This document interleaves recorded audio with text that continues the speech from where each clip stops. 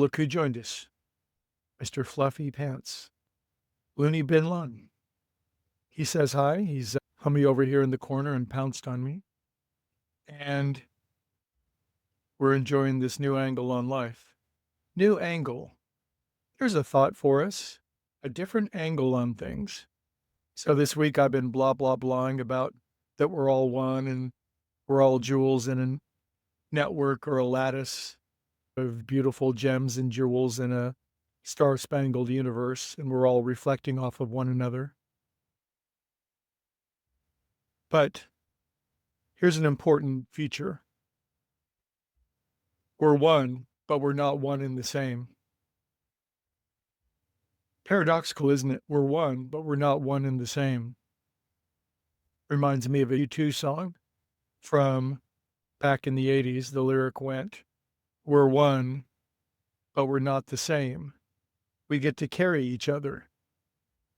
And it's a beautiful lyric, isn't it? And we're one, but we're not one in the same, meaning that if God has separated, individuated, splintered, fragmented, isolated himself into an infinite number of separate units, then we all see things differently. And this is a wonderful thing, but it also leads to trouble, doesn't it?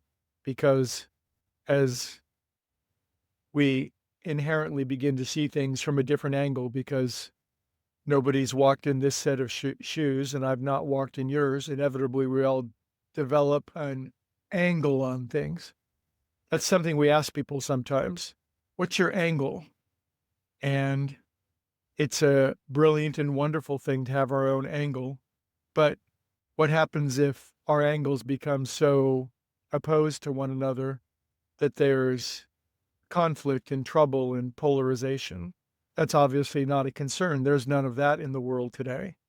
So God is obviously very interested in infinite creativity, originality, mischievous, and humor, because look how God separating himself into an infinite number of gems and jewels reflects differently from so many different angles, and it creates entire swaths or groups that think that they're entirely separate as they stare across the abyss at those other people who are the same one, but they're not the same.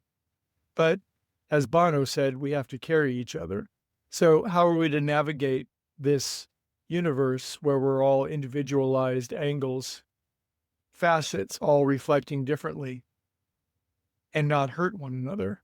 I guess the point is that we can hurt one another. One of the great things in life that we all learn as children growing up is we realize at some point we awaken to the fact that we can be hurt, and we awaken to the fact that we do hurt, because it's not just one way. Some people would like to think that they never hurt other people, but other people have hurt them their whole lives. That's obviously one swath of people. We call those people, we don't call them very much anymore because they're not very much fun to hang out with. But any rational, sensible person realizes that what they can be hurt and they don't like it, and that they can hurt and that other people don't like it.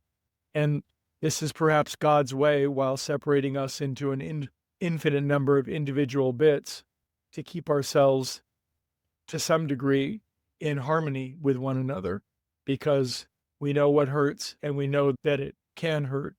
Now, I think when we meditate, we become more and more sensitive to this capacity.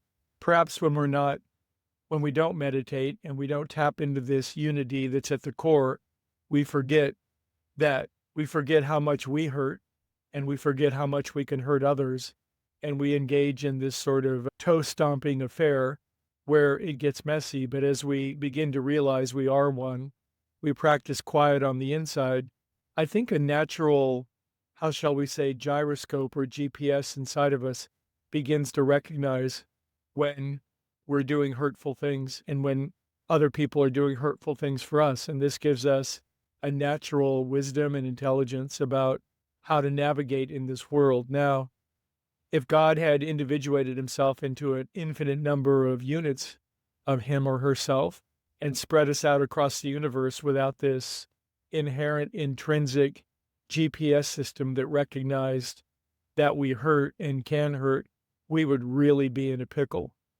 Now, the beautiful aspect of this is we can all see things differently. We can all think differently. And yet there's something inside of us that while we think differently, that can keep us, how shall we say, sane to recognize that other people see, think, and feel differently, and how we negotiate and navigate a world where that's obviously the case. And I hope we get better at it. But there is one great line in the world scripture that makes sense to me, although I could see how it would be anathema and make perhaps no sense to somebody else because they think differently. But the phrase is, by the fruit you shall know. There's something inside of me that becomes more and more sensitive that lets me know when I'm hurting myself, when I'm hurting other people, but it also lets me know when other people are hurting me and gives me the wisdom and the strength to know when to be open and when to have an intelligent boundary or border. This is a complicated topic. We are one, but we're not one and the same. And I'm glad God made it that way, because if we all saw things exactly the same way, we would be the same person, and that would be dreadfully boring.